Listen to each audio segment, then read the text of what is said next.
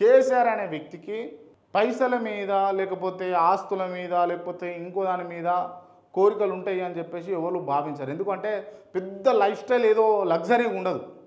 ఇప్పుడు compare with Revanth రెడ్డితో పోలిస్తే రేవంత్ రెడ్డి లక్ష 1,20,000 చెప్పులు వేస్తాడు. అవునా కాదా? ఓ మంచి టీషర్టు బాలమాని పారిస్ అని అదని ఇదని ఆయన 60,000 70,000 1,00,000 రూపాయలు 2 లక్షల ఖరీదైనటువంటి టీషర్ట్లు షర్ట్లు వేస్తాడు. కానీ కేసీఆర్కి అవన్నీ ఏమీ వద్దు. కేసీఆర్కు తెల్ల అంగి తెల్ల పాయింటు రబ్బర్ చెప్పులు ఉంటే సరిపోతుంది, తోలు చెప్పులు ఉంటే సరిపోతుంది. ఇంతకు మించి ఆయనకి ఏమొద్దు. అదే డ్రెస్సు అదే డ్రెస్సింగ్ అదే స్టైల్ అయినది మొత్తం కూడా. 10 ఏళ్ళు ముఖ్యమంత్రిగా ఉన్నప్పుడు చూసినటువంటి వ్యవహారం మొత్తం కూడా అదే స్టైల్ అయినాయి. అంటే ఆయన వాడేటటువంటి ఏదైతే డ్రెస్సింగ్ స్టైల్ ఉంటుందో ఓ 15,000 కంటే ఎక్కువ ఉండదు నాకు తెలిసి. కానీ రేవంత్ రెడ్డి గారి చెప్పులు లేకపోతే బట్టలు ఆయన వాడేటటువంటి కథ వ్యవహారం అంతా చాలా కాస్ట్లీ ఉంటుంది. అర్థమైపోతుంది డబ్బు మీద లగ్జరీ మీద ఎవరికి ఎవరికి ఆ కోరిక ఉన్నది అని అన్నది అర్థమైపోతుంటుంది జనరల్గా. సో నేనైతే అనుకోవట్లేను కేసీఆర్ స్వయాన ఏదో డబ్బులు సంపాదించాలి ఏమో చేయాలి అన్నది చేసిండు అని అయితే. కాకపోతే ఈ మంత్రులు కావచ్చు, కొంతమంది ఎమ్మెల్యేలు కావచ్చు, ఇప్పటికి కూడా బీఆర్ఎస్ పార్టీ ఓడిపోయింది, బీఆర్ఎస్ పార్టీ మళ్ళా 3వసారి అధికారంలోకి రాలేదు అని అంటే అది కేసీఆర్ తప్పు ముమ్మాటికి కానే కాదు. అది బీఆర్ఎస్ పార్టీలో ఉన్నటువంటి ఎమ్మెల్యేల తప్పు, బీఆర్ఎస్ పార్టీలో ఉన్నటువంటి కొంతమంది మంత్రుల తప్పు. వాళ్ళు స్వలాభం కోసం ఇలా కేసీఆర్ను ఫామ్ హౌస్కు పంపించారు. వాళ్ళు కక్కుర్తి పడి వాళ్ళ కేసీఆర్ను ఫామ్ హౌస్కు పంపించారు. దీంట్లో అసలు నిస్సందేహంగా చెప్పొచ్చు. అటువంటి కేసీఆర్ ఇన్వాల్వ్ అయ్యి స్వయాన ఈ స్కామ్ చేయాలి ఆ స్కామ్ చేయాలని చెప్పేసి ఆలోచించండి అని అయితే అనుకోవట్లేదు. కింద మంత్రులు చేయొచ్చు కాక, నేను అంటున్నాను కదా, కింద మంత్రులు చేయొచ్చు, కింద ఎమ్మెల్యేలు చేయొచ్చు. కానీ కేసీఆర్కు నిజంగా లగ్జరీ మీద లేకపోతే ఏదో చేయాలన్న దాని మీద పెద్ద కోరికలు అయితే ఉండేవి.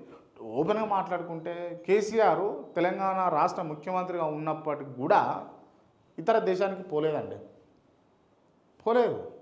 ఫ్లైట్లెక్కి తిరగాలన్న సోకు ఉండదండి.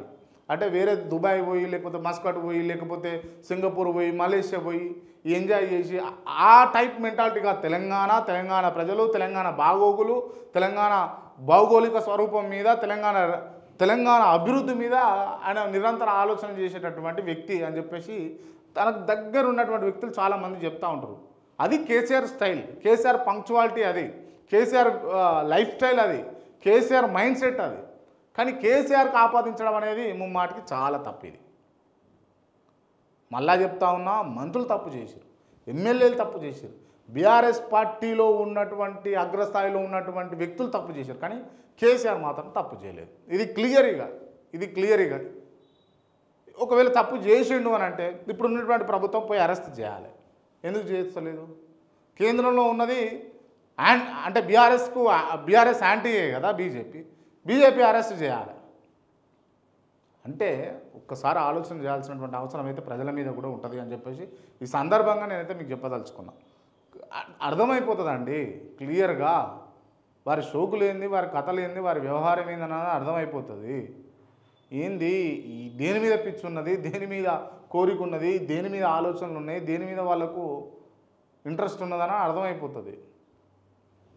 సో రైట్, ఇక చూడండి, ఇది మంచి వ్యవహారం. ఇది అవంతిక ఇంకా అంతం. హైడ్రా కమిషనర్ రంగనాథ్ చుట్టూ బిగుసుకున్నటువంటి ఉచ్చు. అమీన్పూర్లో అవంతిక కన్స్ట్రక్షన్ అక్రమ నిర్మాణాలు, హైకోర్టు నోటీసులు జారీ.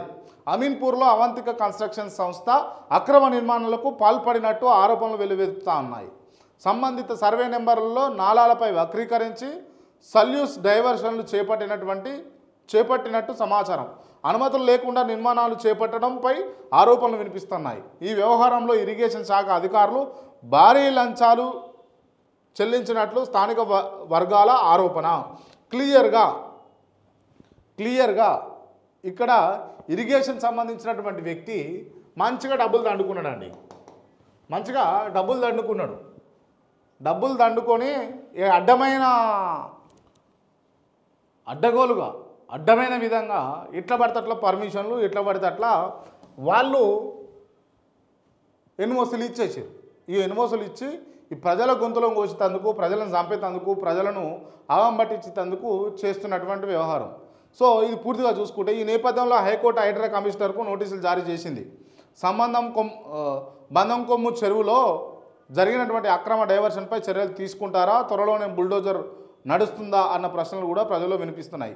ఈ కేసులో జానే విజయ్ కుమార్ తరపున వాదనలు వినిపిస్తా ఉన్నాయి. ప్రముఖ న్యాయవాది కాంపల్లి ఉదయకాంత్ గారు మాట్లాడుతూ చట్ట వ్యతిరేక నిర్మాణాలకు ఎట్టి పరిస్థితుల్లోనూ అనుమతులు ఇవ్వకూడదు అని తెలియజేస్తూ అధికారులు తగు చర్యలు చేపట్టకపోతే న్యాయస్థానాలు మొట్టివేయక తప్పదు అని చెప్పేసి ఈ సందర్భంగా తెలియజేశారని చెప్పేసి మనం ఈ వార్త చూస్తా ఉన్నాం. అవంతిక ఇక అంతం కావాల్సిందే.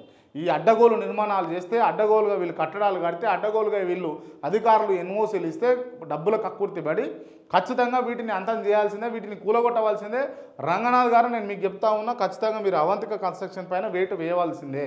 ఈ పేదలయ్యి, బడుగులయ్యి, బలహీనులయ్యి, మధ్యతరగతులయ్యి ఇండ్లు ఎట్లయితే గులగొట్టిరో ఇట్లాంటి వాళ్ళు ఎందుకు మీకు గులగొట్టడానికి చేతులు రావు అని చెప్పేసి మేము అడుగుతున్నాం.